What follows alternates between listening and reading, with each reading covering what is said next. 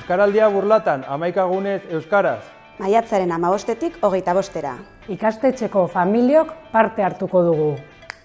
Euskal Herri osoko ariketa kolektiboa. Elkarrekin euskaraz hitz egingo dugu. Gazteok hitzez hitz etorkizuna berreraikiko dugu. Euskaraldian parte hartzeko bi rol daude. 11 egun horietan euskaraz ulertzen dutenei euskaraz. Euskaraz ulertu behar da. Háblame en euskera, aunque te conteste en castellano. Aroako jubilatuok ere parte hartuko dugu. Aukeratu zure txapa. Ni belarri prest izango naiz. Ni hau bizi.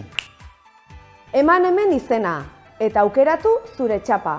Musikariok ere euskaraz egin dugu lanean eta kalean. Lagunekin eta familiarekin. Entzun gure bihotzaren taupadak. Euskaraz dira.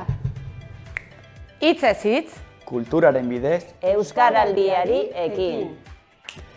Guk euskara loretuko dugu kalez kale.